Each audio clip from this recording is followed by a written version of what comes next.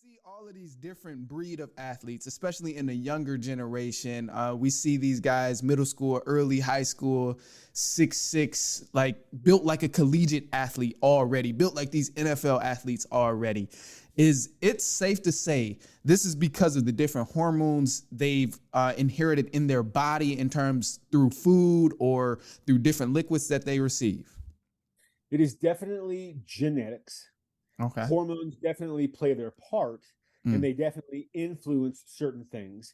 But if we look at, say, the hormone body types, the problem with that is we have data and we have people up on our site who have taken the scientific body type quiz, Mm-hmm. and they have never been diagnosed with a hormone imbalance of any kind their Oh, entire wow. life. Wow. Yet their body does not look like the standard body type 1, Mm. like on the wall behind me. They deal with skinny fat and have from birth, and they have Mm. stated this in our data. Now tuned into the greatest. The Run with Manny Wilson podcast. The Run, the Manny Wilson podcast. The best sports podcast there is. Yes, sir. What's up, everybody? Welcome back to The Run with me, Manny Wilson, all the way from Detroit to Chicago to your speakers and headphones. And we're going out to the West Coast this time because we have our special guest in the building today with us on Zoom. So not really in the building, but on the Zoom call. Founder of Fellow One Research since 2003, body type scientific researcher, Marc Nelson. Welcome to The Run. Hey, man, thanks for having me on.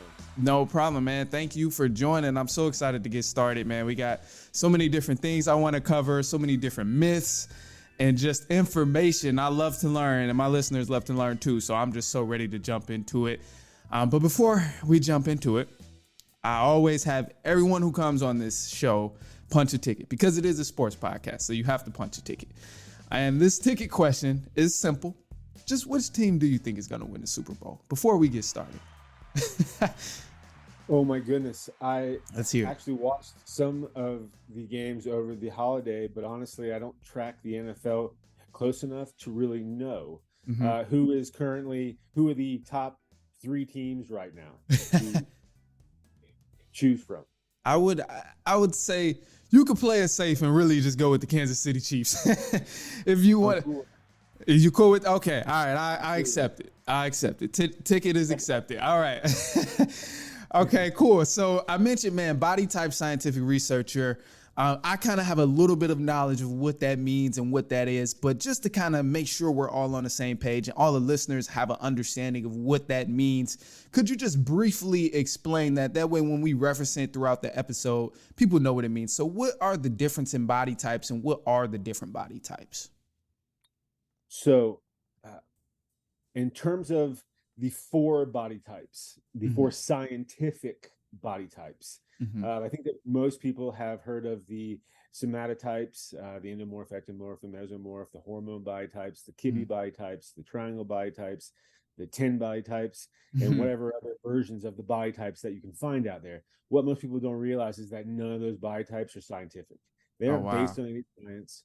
They have no scientific definition. So if you try to, say, build an app and so that you could identify the quote unquote endomorph, ectomorph, or mesomorph, you can't do that. It's not possible because there is no definition. There's no true definition relative to how the human body is structured and such that allows you to understand what is an endomorph, ectomorph, and mesomorph. It's why they were debunked long ago, way back when. They were actually found in the 40s, and they were thoroughly debunked by the 60s, yet because there were no body types up until 2003, no scientific body types, people have latched on to, well, what makes the most sense to them, and that was the somatotypes.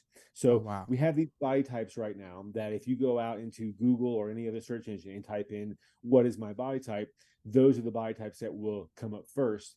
Again, most people don't realize those aren't based on science. They're arbitrary, subjective nonsense. So with all that being said, when I was looking at why my body was so different than the average person's body, and I'm not even sure that it's the average person's body anymore, because our body type science data shows that only roughly 30% of the population is a body type 1, which is the standard body type. In terms of body type, in terms of scientific body type, or more specifically, genetic scientific body type, there's only one body type that is accepted by mainstream science and medical doctors. Okay. That is the standard body type 1, which I'm happy to talk about further, but that's really it. All other body types at this point are unscientific nonsense. Wow. So sort of pause and see if I'm making sense. So okay, yeah. Let's break this down. Let's break this down just a little bit, because you threw a lot at us. So I want to break this down and make sure I understand also.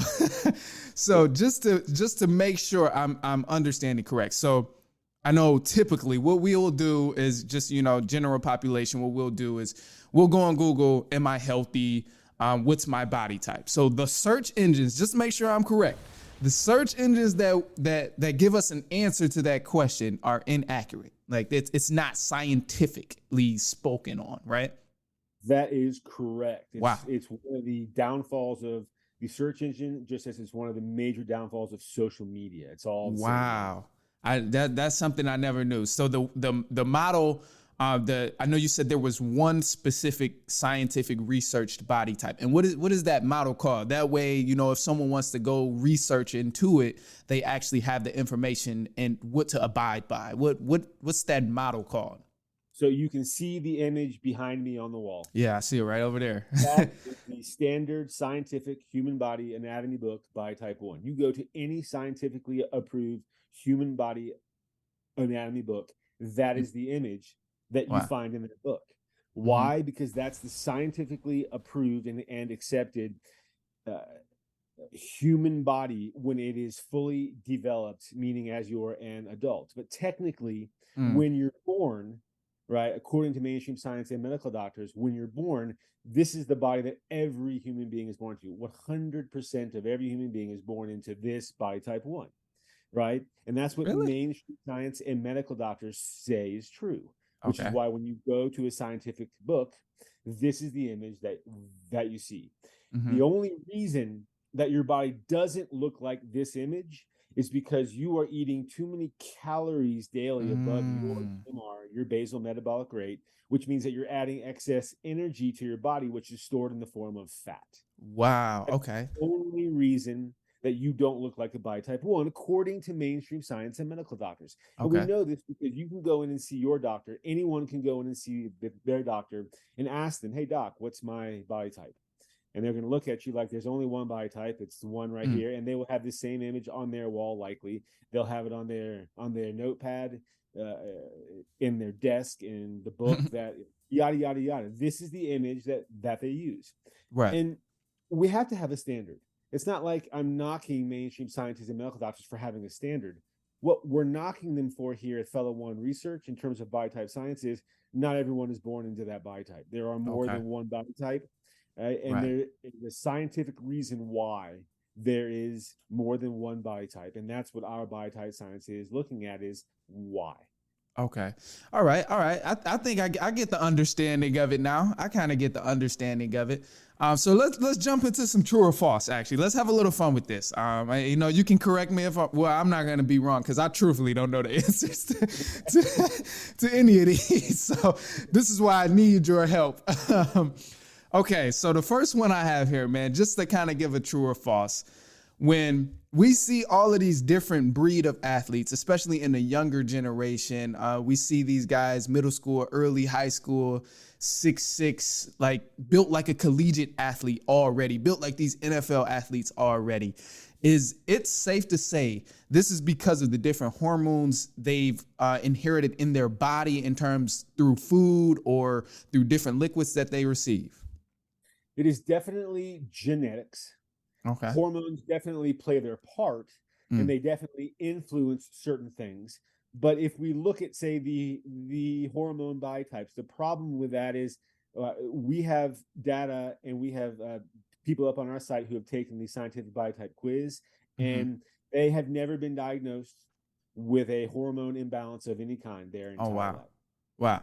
Yet their body does not look like the standard body type 1, like on the wall behind me. They deal with skinny fat and have from birth, and they have stated this in our data, right? And these are real people who have taken the actual scientific body type quiz and who have said from day one, since I was born, I've never looked like a body type 1. Wow. I have never had all the muscle and muscle mass fully developed. I have dealt with skinny fat of some form. Skinny fat is defined as cellulite, thin fat, loose skin, saggy skin, crepey skin, and normal weight obesity. So they have dealt with some form of skinny fat. Usually, cellulite and or thin fat is the more common forms, or the more common forms. But they have dealt with it since birth. Oh wow! So that could be completely false. Of like, they could be completely healthy just at a larger size, and still be very healthy, but have a great diet and all of those type of things as well. That is correct. It is called metabolically safe obesity. And so basically, it's metabolically healthy obese. But that is true. So what we have now, and we have more doctors who are coming out and saying that they were wrong over the years, that they shouldn't have looked at, especially folks with obesity, but overweight people in general. The main point of view, the only point of view over the years is the only reason that you're fat, that you are obese or overweight, is because you're eating too many calories daily. Right. And that's what we always hear. Right. And the simple fix is to eat less calories, get to at or under your daily BMR for your body type, and then you'll lose that weight, and then you'll look like the body type 1 image. Right. And that's the only point of view. And as we sit here now, that is still the main accepted point of view in mainstream science. And if you go and see your doctor, likely they're going to tell you that same spiel. Yeah, absolutely. There are doctors who are changing, and they are beginning to realize that the scientific data doesn't support any of that, right? That there are most certainly obese people, quote unquote, who actually are healthy. All their vital signs are healthy, and they feel healthy, and they can get up and they can go out and they can walk a few miles daily, which they do because they have a healthy lifestyle. They have a healthy diet. They have a healthy lifestyle, and yet they are obese, right? And we have people like me who, even when I'm within my safe BMI weight range, I am normal weight obese because I still have too much fat on my body. Being obese is defined as having too much fat on your body. So you don't even have to be like the typical picture of obese. Like you don't even have to be that typical picture in order to be considered obese from a technical definition, right? That's correct. And that's one of the inaccuracies of the body mass index. Wow. Right. And again, we're not knocking the fact that we have a standard. The body mass index is at least a standard, but it has been around since the 1800s. It was officially called the standard in 1985. And it needs to be strengthened. We need to include skinny fat in it, and possibly other variables that we don't even really know about right now. Right now, it's a very inaccurate standard. And we know that because, again, there are folks like me who, even when I'm well within my safe BMI weight range, I have normal weight obesity. I have so much skinny fat on my body that even when I'm well within my safe BMI weight range, I have all this extra fat all over my body where I should have muscle and muscle mass because of my genetics. Wow. And that's what it all really boils down to. And so you have folks like you were saying earlier who, even when they're in their teens, they are basically, they are these physical models of perfection. They have all their muscle mass fully developed, and it's all muscle, and they're ripped like you see with the image again on the wall behind me. So those people do exist. The standard body type 1 is a very real thing. It most certainly exists. The fact is, though, is that not everyone is born in a standard body type 1. And that's what our body type science is showing, is that there are 4 different body types. And we're not saying that it's bad that if you're a body type 4, I was born in a body type 4. We're not looking at this from a point of view of whether it's good or bad in terms of the straight on relative science. What we want to understand is, why are there these body type shaped differences in human beings, and what does it mean relative to diet, exercise, and lifestyle and health as a whole? Yeah, no, that makes a lot of sense, man. And it's it's so crazy to hear the breakdown of it, because I've never had it broken down like that. I was always Even like you said, going to the doctor at a young age, going to the doctor older, I always hear this is how your body should look. You should have this much total fat on your body, if any. But like, if you're not healthy, if you don't look like the picture that you have right there, that's what I would always hear.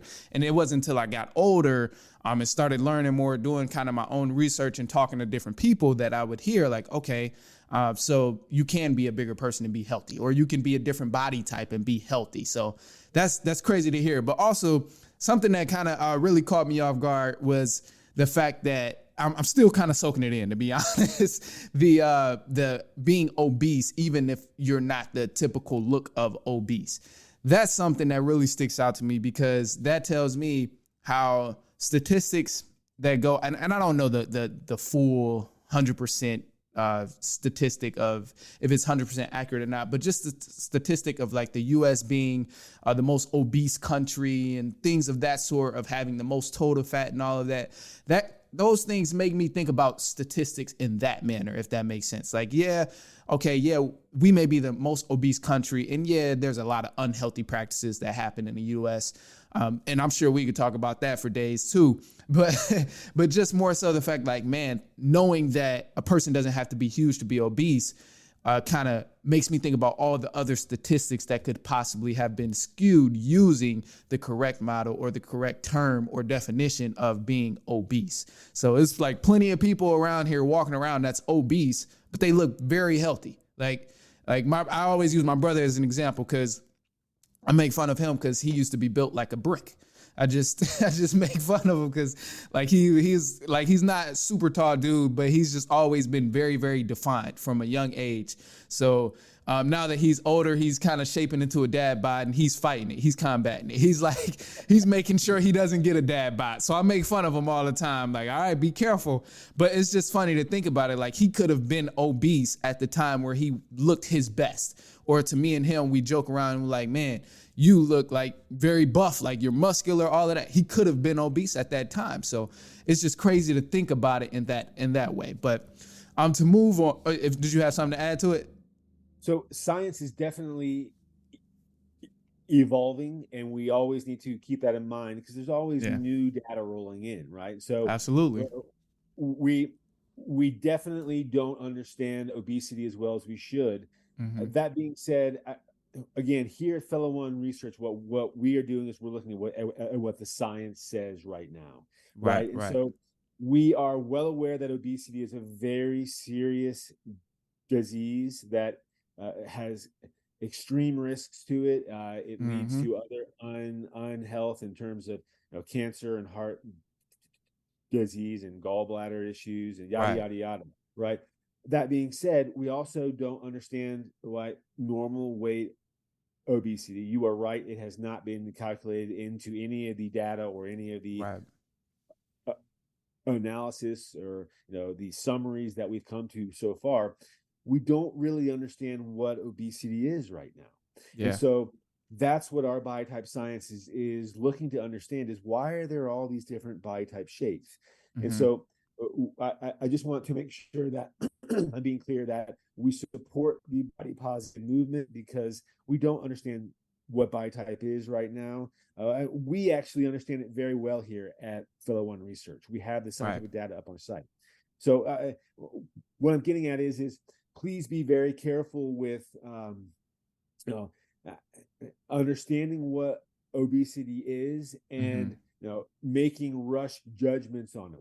You don't know if that person is genetically just a larger person because of so much skinny fat and lack of muscle. You don't know if it's a poor diet, and you don't really know what it is. And so please be kinder to one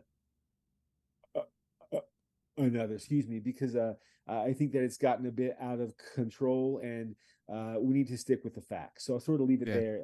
Hopefully that made sense. No, that definitely makes sense. I feel like that breakdown of it makes it a lot different. And also too, like how we've been discussing, like someone can be a body type 4 on a larger scale, but also very, very healthy because they may exercise every day. They may eat healthy. They may take proper precautions of their body. So that definitely breaks it down.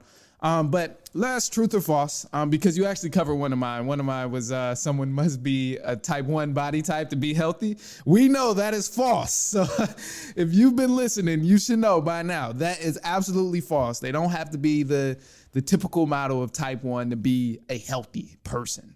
But something I have here, this is kind of a weird one. It may be up your alley of the body type, and I'm sure you have some thoughts on it. But from what I've heard, we grow up hearing, okay, breakfast is the most important meal of the day. As I've looked into it and listened to different health things, because I try to be as healthy as I can be. So I listen to a lot of different sources of, just different recommendations of being healthy and eating healthy habits and, all of those different practices. But one thing I hear that's different on so many different scales is that breakfast is the most important meal of the day. Is this true or false?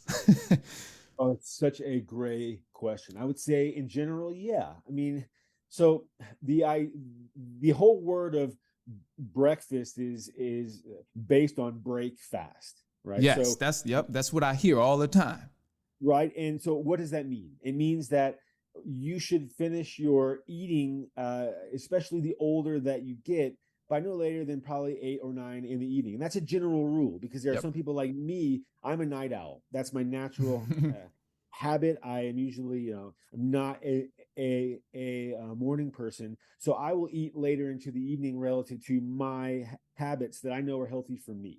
Right. And then I'll fast for like 12 to 14 hours. So that meal in the morning, you literally are breaking a fast, right? You are okay. Right. And so eating something healthy and healthy is definitely relative. Stay away from the processed and junk, absolutely, sugar, cereals, and all that nonsense. That's absolutely an easy, right? Stay away from fast food, all of that. Stay away from it, and that's a hard thing, especially the younger that you are, and relative to how much you earn as a living plays into that as well. You can really only afford to buy what you can afford to buy. That's very right? true.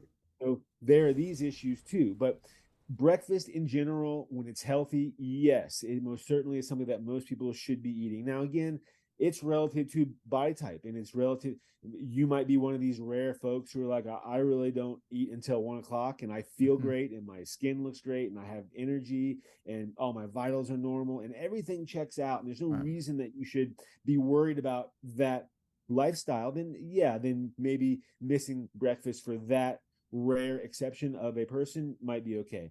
In general, yes, eating a healthy breakfast is a good thing. Right. Okay. All right. I got it. That kind of sums it up. And I just want to break it down just a little bit. So, the typical normal of, eating breakfast is healthy, but what works for a person is what works for a person. Right. Okay. Right. All right. That's what I got. And that's what I've been trying to just go in between it. I've been like at a balance of, all right, what works for me, what doesn't? Should I should I make sure I emphasize this? Should I just do what my body is telling me? So that's kind of where I've been at with that. And that's brilliant. That's where you should be at. And as a young person, the fact that you're doing that shows that you really are a leader in things. I'm trying. It doesn't sound like you're trying. It sounds like you're actually doing it, which is awesome. But in general, I, as a young person who grew up in America, I am well aware of how easy the access is to unhealthy food everywhere. And because I didn't have resources growing up either, going out and eating fast food was not only easy, but it was affordable. And I didn't think about it much when I was your age. Or no, that's not really true. I actually stopped all processed junk and fast food in my early 20s. So up until my early 20s, I ate a terrible diet. It was basically just a sugar diet. Right. I grew up on fast and processed foods, even though I was very active and I was always well within my safe BMI weight range because I was so active. Sports and just out hiking. I wasn't sedentary. I wasn't sitting on the sofa and playing video games. I was out doing a lot of stuff. So, but I was still normal weight obese. So, not sure if I answered your actual question. I'm sorry. No, that definitely covers it. That's along the lines of what I was trying to get to anyway. And, I don't have any problem with you adding anything to it. So That's perfectly fine too. But look, here's what we're gonna do. We're gonna take a quick break right here, and then we'll jump back into it. I got a question. It's about all the weights that these guys bench press and you know, squat and all of that. I kind of want to hear your thoughts on that. So I'll touch on that in just a second. We're gonna take a quick break, and then we'll dive right back into it. Stay tuned. Don't go anywhere. Grab you a glass of water. Grab you a glass of drink. Whatever you're doing. If you're walking, enjoy the sunshine. Hopefully it's sunny out there. It's not over here right now, but enjoy. We'll take a quick break and we'll be right back.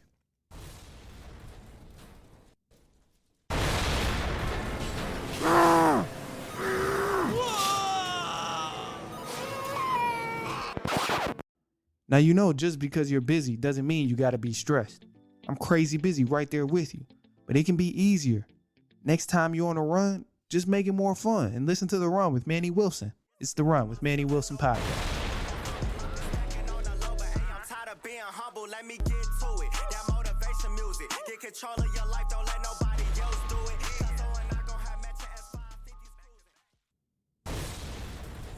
All right, welcome back to The Run with me, Manny Wilson. I'm still here with my special guest, Marc Nelson. I told you I had a question for you, man. So again, in today's world, we talked about like the younger athletes and how their bodies are already developed at a younger age and things of that manner. But now I kind of want to break down just like the weights and things that we see these guys doing. Like we talked about how their bodies are developed, but when we see these guys squatting and bench pressing and doing certain workouts that are clearly heavy on their body at a young age, how is that hurting their body, or is that really helping them develop that strength? It depends on how old they are and how developed their body is. So I would say that if you're doing super heavy weights at too young an age, it's definitely possible that you negatively affect the growth of the structure of your body. Okay. Right. And so, what is too young? Well, I don't think we really. I mean, we definitely have a sense of when the body stops growing and the bones set, but that can even be relative to the individual and their genetics. So, it's definitely something that you should have a chat with when you go and see your doctor, because yes, lifting weights at too young an age can have a negative effect. But again, that's really between you and your doctor. So have that conversation, and that's it's about it. Okay, yeah, it's one of those things that kind of depends on that person's body and depends on the kind of maybe the diet that they're eating as well. That will also affect it, yes. Yeah, okay, cool. And then also the age too. Like the age has a big factor in it. Okay, cool. That makes a lot of sense then. I kind of figured the age would be the case because like when I did play football and played other sports as well, I would see a lot of that. I would see a lot of guys around my age in high school. They would, lift these crazy amounts of weight, and we're all in there with the same goal to try and get stronger and stronger. But one of the things I realized, and one of the things I was told is that the more you practice that, the more you practice that habit, the more your body will adjust. Is that the same kind of thing with positions that we see in football or basketball or any sport that a person may play? Is it more so the time they put in to practice that position, or the time they put in to get their body to adjust to the specific habits that they do in that position? Is that something that helps the body develop in terms of being healthier, or is it different practices like stretching or maybe just the way their body is set up of having a bad knee or something? How much of that goes into, their body is just healthy, or they practice and took precaution on the way to developing that sort of protection in their body? If that makes sense. I hope that question came out somewhat clear. So if all body types are genetic, and so it will boil down to what your genetics are. If you are blessed to be born in a body type 1, right, especially a fully developed body type 1, where all the muscle, like Dwayne Johnson, right? Right. Perfect. He's most likely a body type 1, and he has excess muscle and muscle mass on his body from all the weightlifting and work that he's done, right? Okay. So I would say that assuming that you are one of these elite athletes, who are playing in the NFL or such, That's a rare thing. Less than 1% of the population is an elite athlete, and it's probably more like less than 0.01% of the entire population is an elite athlete. So it will boil down to your physical genetics. It will boil down to probably a little bit lesser of a degree at this point, I would say, is diet, exercise, and lifestyle, although they are super important, right? But right now, we don't have the science to, and I should be careful with that because our science is growing rapidly in terms of genetics. But you don't have the easy way of going in right now and just changing your genes, your DNA, right? That's probably coming very soon. Whereas you have much more of a chance to change your diet, exercise, and lifestyle, all of which will affect the health of your body. So there are some people who are just blessed with a body type 1. They are further blessed with the talent and the skill. And then are they blessed with the work ethic, the ambition, the intelligence, the wisdom, yada yada. So there's all these variables that play into how healthy one's body is overall and why, and that's just relative to the individual. I will say that we have our scientific weight loss diary up on our website, and the point of this diary is to track all of your scientific data, your diet, exercise, and lifestyle data, so that you can actually see this play out. You can track all of your images over time. There's no face used in the images, but the idea is that you track all this over time, and you can share it easily with your friends and family. You can use a pen name. There's no faces used in the image, so that you can maintain your privacy. But you can share that with your friends and family. They can come to the site. They can track it all out. And the point of this is so that you can understand, what is my body type? What is the best healthy diet, exercise, and lifestyle for it? And it's figuring it out. As you were saying earlier, you work every day at figuring out what's the best diet, exercise, and lifestyle for me. You work at it. It's not something that just comes to you naturally, that you magically find somewhere, that someone tells you. There's no one who can tell you what's best for you and your body and your diet, exercise, and lifestyle but you. You can definitely get advice from other people, but if you're going to someone and you're trying to follow their routine to look like them, you're doing it all wrong. Don't do it that way, right? You can't go follow some celebrity or influencer up on social media and just follow their diet to look like them, because that's not how it works. If you have a different body type than them, then what they're doing isn't going to work, and they don't understand this. And yet many of them, I think that they mean well, but it can be damaging. So understanding your body type and then what the best diet, exercise, and lifestyle is where it's at. Right. Okay. No, that makes perfect sense. And I'm glad you put it that way. And to kind of just get toward wrapping up, because we're running out of a little bit of time here. So just to kind of reiterate what you were saying on the website, I want you to kind of go ahead, throw the website out there. That way, if someone is listening and they want to track their body type, they want to figure out what practices are best for them specifically, rather than what someone else is doing. Where can they find that website, and where can they find this information? So we are at fellow1.com. You can take the scientific body type quiz. Again, there's no image used. You can use a pen name so you can maintain your privacy. But what comes with the scientific body type quiz is you'll get your science-based diet, exercise, and lifestyle scores, your science-based metabolism score, including the adjusted, which takes into account skinny fat. You will get your BMI, which you can get elsewhere, so that's not a big deal. But we have all these proprietary scores. You get your breakdown of skinny fat versus fat, and we will obviously tell you what your scientific body type is. So that's up at fellow1.com, and I'll sort of leave it there. Okay, awesome. And where can people find you on social media if they just want to keep track of what you're doing? So we are up on all the major ones, Twitter, Facebook, Instagram, TikTok, and you can go up and comment on any of our posts or videos, ask questions. We'd love to hear from you. Okay, awesome. Well, Mark, man, I appreciate you so much for coming on and enlightening us, man. I took a lot of knowledge away from this conversation. Probably the most important one is, do what works best for your specific body. Everybody's body type is different. So I want to say thank you for coming on here and giving us this knowledge. Do you have anything last to add before we wrap up at all?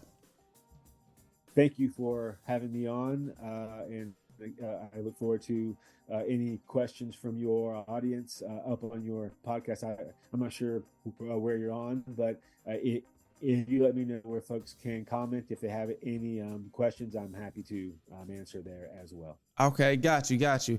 Well, for everyone listening, I greatly appreciate you tuning in. If you've been tuned in this whole time to the conversation, whether you're listening to me on Spotify, iPodcast, iHeartRadio, therunusa.com, or even if you're watching on YouTube, I greatly appreciate it. Again, man, body type scientific researcher Marc Nelson did a great job coming on with us today. With that being said, man, we will be back later on next week, and so on and so on and so on.